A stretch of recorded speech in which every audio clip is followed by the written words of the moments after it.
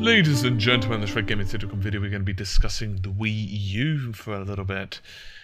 The Wii U hardware sales have jumped a rather astounding 685% in the United Kingdom, all thanks to, wait for it, and unsurprisingly, Zelda, The Wind Waker's HD release.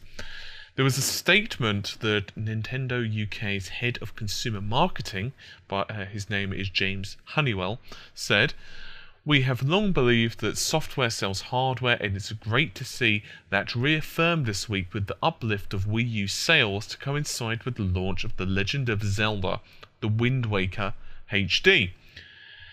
End quote. So it's fairly obviously short, but the problem is we're not exactly sure what this means. I mean, for example, is it 600% of free consoles, or is it 685% of 100,000 consoles? We're just not sure. Regardless, it's a very good positive step for Nintendo. So let's move on to the next piece of Wii U news.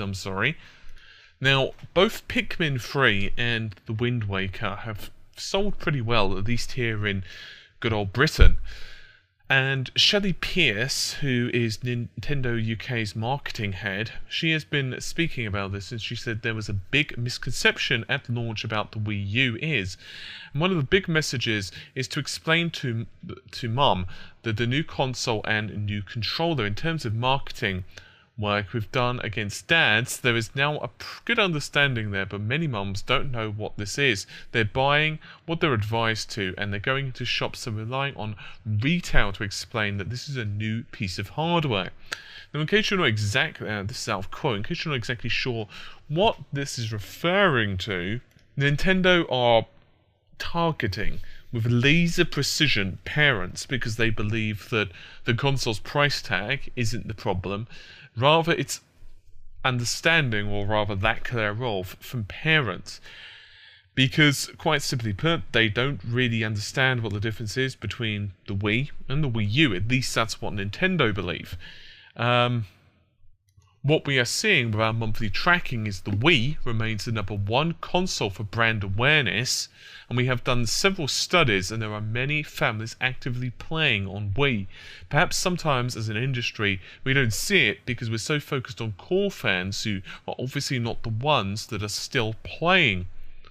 I sit in this target audience as a mum that has kids of this age, and amongst my peer group I have people who are just buying their first console and people who are still playing the original Wii sometimes. This has got to be one of our biggest barriers, but also one of our biggest opportunities, because it means we're still with the Wii, and it's still through the insight of the Tesco's deal that we know families are still playing and have not bought anything else yet. So that's a great opportunity if we can get the job right in educating people. There have been a lot of talk at the last season peak about whether the price was the barrier. We don't think it is. We think the problem is educating and giving them desirable things. This peak with the Wii U is slightly lower price than last year, and comparably it looks a little cheaper because all the other consoles coming out are much more expensive. But the value is the most important message. Backwards compatibility, the fact you don't have to buy more controllers, and that for Mum is a very important thing.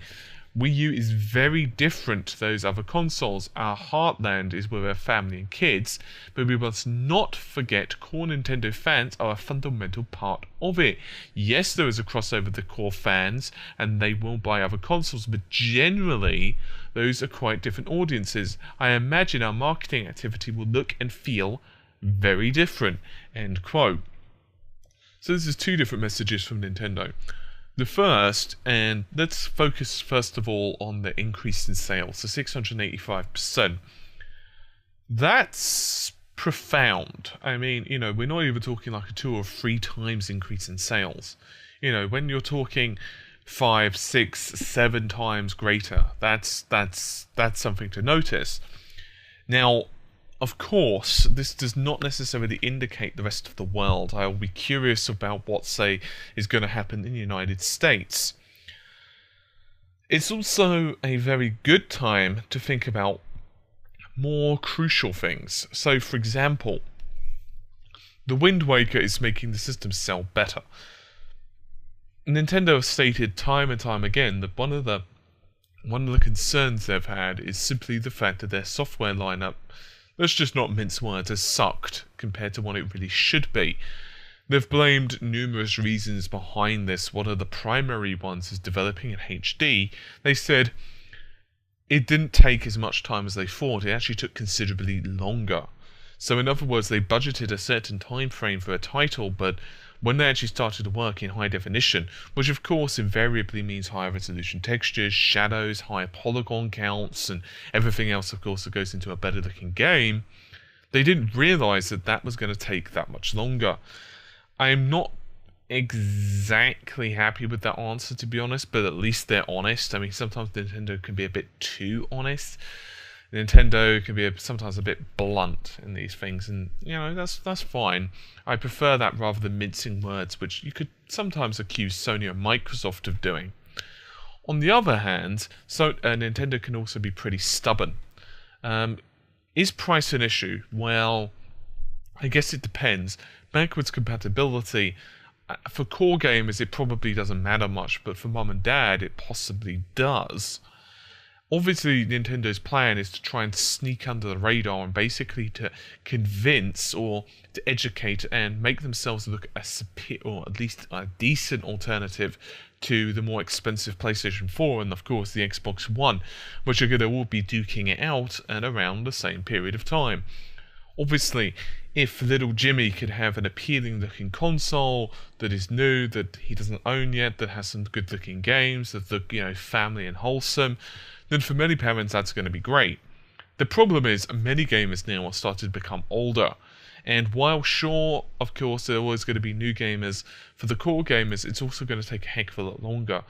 There have been some good looking titles on the Wii U. I have to confess, Zombie U looked pretty awesome, but it's going to take more than that, and we all know that third-party support for the Wii U hasn't exactly been a testament to success. That's the old vicious circle of, well, you need to have more units sold so we can create games for your hardware. Well, okay, but we can't sell the hardware without the games. Okay, well, you need to sell the hardware so we can make the games, and it's kind of the chicken and the egg situation, which is never exactly an ideal situation to be in. And it's been a pretty infamous situation that even Sega found itself in back in the day with the Saturn. I think Nintendo are doing a fairly good job. They do have a fairly reasonable launch lineup. The problem is, for many people, they just didn't feel like they had a decent incentive to pick up the Wii U because if there's nothing on it. And here's the thing. Even if you're very interested in a console, let's say you're very interested in the Wii U, but there's no games on it at the moment, but you know they're coming into the future. Let's say that you know there's 4 games that you really want, but they're not being released until 6 months' time. Let's just make up, a situation. Okay, why would you buy the Wii U now? It just doesn't make sense. Okay, you can argue, well, you could have fun on the console meanwhile, yeah, but if you're busy with other games anyway, and the games you really want aren't for like 3 to 6 months' time, it doesn't make sense to cough up the dough, because for all you know, there's going to be a special deal, maybe an add-on pack, where they put that particular game in for free at the same price of the retail console, or maybe they'll slash the price of the console, or whatever, so it just doesn't make sense to pick it up early. So Nintendo are definitely doing a good thing here, at least trying to basically pick up the slack. Obviously, Nintendo are nowhere near going broke or anything like that. Fortunately, they have, say, the new Pokemon game. I'm actually surprised they're not focused upon a new Pokemon game, especially for the Wii U. There is, of course, Pokemon's Rumble U, but they haven't really pushed that as heavily as the 3DS games, at least to my knowledge. But there you have it.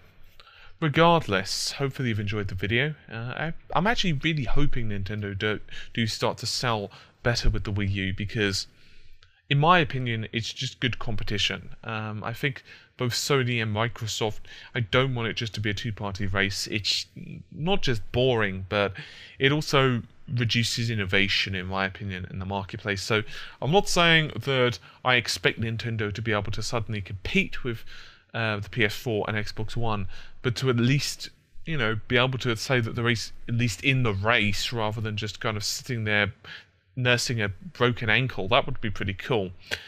Anyway, hopefully you've enjoyed the video. I'm going to get going. I'll see you soon. Take care. Bye for now.